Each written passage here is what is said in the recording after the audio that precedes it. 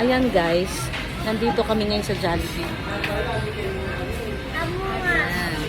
Ayan yung dalawa. Sit down. Sit down.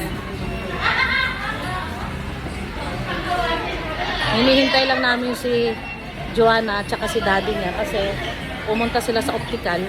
Ipapa-repair yung ano niya. Salamin niya kasi bumalok. Hindi, tabingi. Hindi kayang gawin ni daddy niya kasi nakatabingi. Kaya sabi ko, mamaya na ako order pagkadating nila pag naayos na yung salamin. Kasi paano ako niyang order? Ito si maliit. Ayan, dalawang makulit. Kapag makulit, uwi tayo. Walang Jollibee. Kaya sit down lang, okay? Yes? Yes. Yan. May kondisyon. Kasi, guys, hingal na ako. Kanina pa ako pagod. Ay, ang hirap. Kaya itong tatlong magkakapatid na to, itong tatlo kong apo, hihira ko sinasama sa pagsisimba kapag hindi kasama nanay nila. Yung nanay kasi nila pagod maghapon dun sa labahan, kupiin. Kaya dinala ko muna to para makapagpahinga yung nanay nila. Diba? Ako naman ang hingal na hingal sa pagod. Buti na lang tumahimik yung dalawa kasi pagka makulit, walang Jollibee. Yan. Mga mukhang gutom na yan, guys.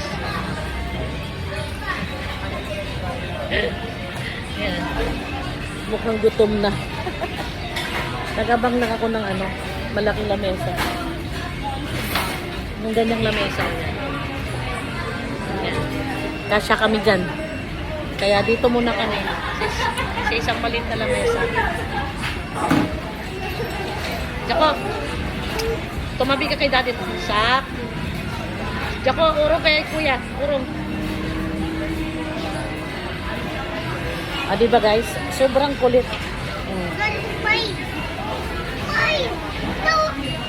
Ay. Naya. Nasaan ikaw, Naya? Nasa Jollibee ikaw? Anong gusto kayo ni Naya? Ha? Anong gusto kayo ni Naya? Naya, I'm here in Jollibee.